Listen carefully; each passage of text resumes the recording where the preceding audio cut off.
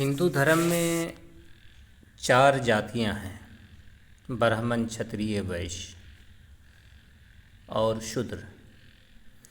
इन चारों जातियों के काम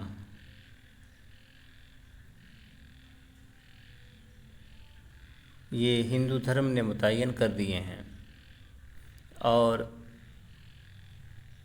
चारों के काम अलग अलग हैं और उन्हीं कामों को धर्म बताया गया है। जो काम है उसको हिंदी में या संस्कृत में कर्म कहते हैं और कर्म को ही धर्म बताया गया है। तो ब्राह्मण का जो काम है, जो कर्म है, वही धर्म है। तो सबके काम अलग अलग हैं।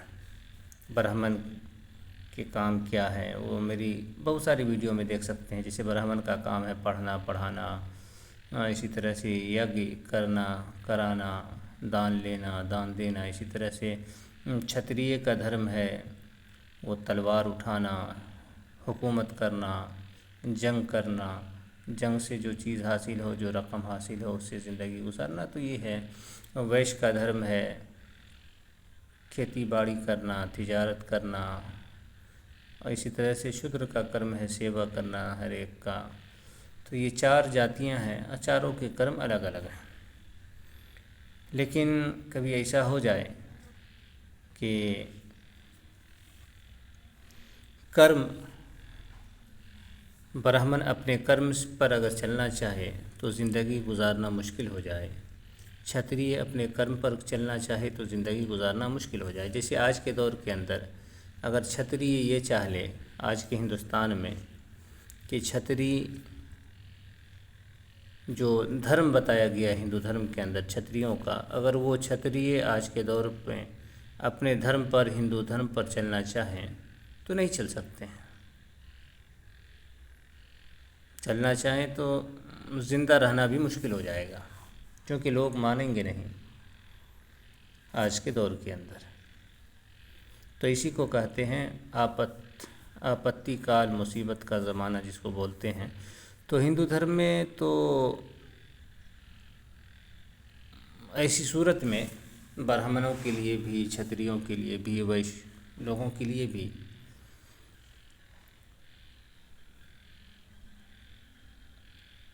किसी और काम में लग जाने की इजाज़त मिलती है और आज के दौर में यही हो रहा है। तो वही देखें, यहाँ ब्राह्मण के बारे में ये बात आई है कि ब्राह्मण अगर अपने जो धर्म के अंदर जो कर्म मुतय्यन किए गए हैं उस पे चल कर के ज़िंदगी गुजारना चाहे तो ना गुजार सकें। तो इसी सूरत में ये कहा गया है कि जो नीचे हैं उनसे नीचे, तो उनके मुताबिक काम करें। जैसे ब्राह्मण है तो ब्राह्मण अपने कर्म पे चल कर के वो ज़िंदगी नहीं गुजारेगा तो क्षत्रिय का कर्म करेगा। क्षत्रिय का कर्म भी मुश्किल हो तो वो वैश्य का कर्म करेगा, लेकिन शूद्र का कर्म नहीं कर सकता है। ये ब्राह्मण और क्षत्रिय दोनों के लिए है। तो यहाँ देखें, ये बात चल रही है कि अगर कोई ब्राह्मण के कर्म से और क्षत्रिय के कर्म से ज़िंदगी ना गुजारे और वो वैश्य के कर्म से ज़िंदगी गुजार रहा है, तो ऐसी सूरत में वो क्या करेगा, क्या नहीं करेगा, क्या बेचेगा, क्या नहीं बेचेगा। तो उस तरह की बातें आई। तो ये जो बातें चल रही हैं ब्राह्मण के बारे में बात चल रही है और ये है क्या बोलते हैं आपको, वो गौतम धर्म सूत्र और इसका अध्याय है आपको 7। देखिए उसमें क्या लिखा है। बहुत सी बातें चौंकाने वाली भी हैं, इसी वजह से मैं ये बातें आपके सामने ला रहा हूँ। यहाँ लिखा है कि वैश्य वृत्ति होते हुए भी ब्राह्मण के लिए गंध, रस, पके हुए भोजन, तिल, सन और ये क्षुभा से बने पदार्थों, खालों, रंगे हुए और धुले हुए वस्त्र, सब प्रकार के विकारों सहित दूध, मूल, फल, पुष्प, औषध, मधु, मांस, घास, जल, ये क्या है, अभक्ष्य पदार्थों को हिंसा के योग में पशुओं को पुरुष, वंध्या स्त्री, कंवारी लड़की और गर्भ गिर जाने वाली गौ को भूमि, चावल और जौ, बकरियों और भेड़ों को कभी ना बेचे। कुछ के अनुसार सांड, गौ और बैलों को भी ना बेचे। तो यहाँ देखें, मुसीबत के ज़माने में ब्राह्मण क्या बेच सकता है, क्या ना बेच सकता है। तो ऊपर तो आप देख चुके हैं, यहाँ जो मैं निशान लगाया हूँ वहाँ से देखें, यहाँ उससे ऊपर ही लिखा है कि हिंसा के योग में अर्थात वध के लिए कोई जानवर ख़रीदने वाला हो, कसाई हो और वो घूम रहा हो, तो कह रहे हैं कि वो जो ले जाएगा तो वो हिंसा के लिए ही, मारने ही के लिए ले जाएगा। तो कह रहे हैं कि ऐसे आदमियों को पशु ना बेचे। यहाँ फिर अब देखें, जुमला अलग हो गया कि मिला हुआ है कि वध के लिए पुरुष को और बंदिया स्त्री, कंवारी लड़की वगैरह को भी ना बेचें, यानी कत्ल करने के लिए। या यूँ ही या ये हो कि जुमला अलग हो कि पुरुष, वंध्या स्त्री, कंवारी लड़की और गर्भ गिर जाने वाली गौ को। तो दोनों चीज़ें हिंदू धर्म में मिल जाती हैं, यानी कि वध के लिए ब्राह्मण, वध के लिए मतलब हिंदू धर्म के अंदर आदमी को ख़रीदा जाता है या फिर दास वगैरह को ख़रीदा जाता था, वो बातें भी हैं। अगर इसको हम यहाँ से काट के अलग से देखें तो यहाँ ब्राह्मण को इंसान की ख़रीदो फ़रोख्त से मना किया गया। इसी तरह से वो स्त्री जो उसके कब्ज़े में हो, इसी तरह से कंवारी लड़की को तो ये ब्राह्मण नहीं बेच सकता है। तो इसका मतलब ये हुआ कि दूसरे हिंदू बेच सकते हैं, और ये चीज़ें मिलती भी हैं। आप देखेंगे तो मेरी वीडियो में आप पीछे देखेंगे, बहुत सारी वीडियो के अंदर भी मैंने दिखाया है कि ब्राह्मण लड़कियां ख़रीद करके, ब्राह्मण ये कहते हैं राजा लोग लड़कियां ख़रीद करके ब्राह्मणों को दान दिया करते थे। दासियां भी दान में दिया करते थे, दास भी दिया करते थे, और इसी तरह से लड़कियां भी, नौजवान लड़कियां भी और छोटी छोटी लड़कियां भी दान में दिया करते थे। जिस तरह से जानवर वगैरह दान में दिया जाता है, उस तरह से लड़कियां ब्राह्मणों को दान करते थे। महाभारत वगैरह में तो 50 जगहों पे ये बात आई है।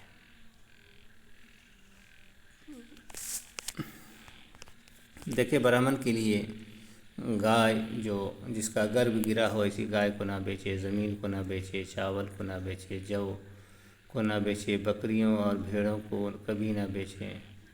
कुछ का कहना है कि सांड को भी ना बेचें, वो जो पिताजी हैं, गौों और बैलों को भी ना बेचें। और यहाँ फिर कुछ तरीक़ा बताया गया है कि किसको किस तरह से बेचना है। तो ये कह रहे हैं कि रसों का विनिमय रसों के साथ और पशुओं का पशुओं के साथ हो सकता है।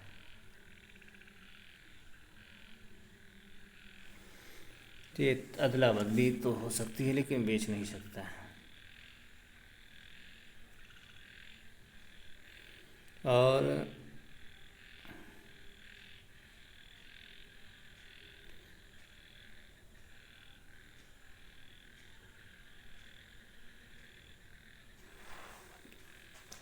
यहाँ देखें, जो मैंने शुरू में बात कही थी वो बात यहाँ आ गई है, जो निशान लगा ऊपर के सामर्थ्य के अभाव में, यानी जब ताकत ही ना हो, जैसे आज के दौर के अंदर ब्राह्मण के पास, ये ब्राह्मण तो कर सकते हैं लेकिन क्षत्रिय हैं तो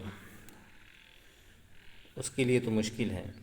वैश्य के लिए भी, वैश्य भी अपने काम से लगे हुए हैं सालों से, और ब्राह्मण भी तो वैसे तो सारे छोड़ चुके हैं। तो यहाँ लिखा है कि सामर्थ्य के अभाव में जब ताकत ना हो, तो ऐसी सूरत में कह रहे हैं कि सभी वर्ण सभी वृत्तियों से आजीविका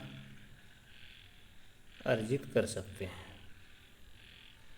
तो ऐसी सूरत में ये यहाँ देखें आगे क्या लिखा है कि शूद्र की वृत्ति को छोड़कर, तो तीनों जाति की का काम करके अपनी ज़िंदगी गुजार सकता है। लेकिन शूद्र का काम तीनों जातियों में से कोई भी न करेगा। आगे देखें, यहाँ ये बात आ गई जो मैंने कहा था। हालांकि मैंने मतलब यूं ही अंदाजे से कहीं पढ़ा होगा तो बात कही, लेकिन यहाँ भी वही बात आ गई है। यहाँ लिखा है कि कुछ का मत है कि प्राणों का संशय उत्पन्न हो जाने पर उसकी वृत्ति से भी वो संभव है। यानी कि अगर जान जाने वाली हो तो शूद्र वाला काम करके भी अपनी ज़िंदगी बचाया जा सकता है। ये कह रहे कि कोई आदमी से कहे कि भाई मैं आपका ये सामान वहाँ पहुँचा दूँ, आप मुझको खाना दे दें, इस तरह की चीज़ें कर सकता है, किसी की नौकरी वगैरह कर सकता है। जान जाने का खौफ हो तब।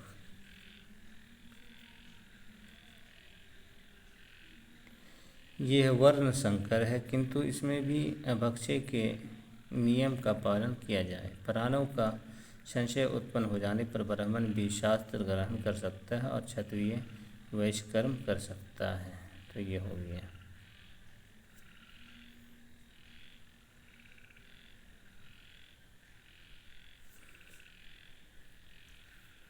लेकिन यहाँ इसके बाद ये बात आ गई है कि यह वर्ण संकर है, किंतु इसमें भी अभक्षय के नियम का पालन किया जाए।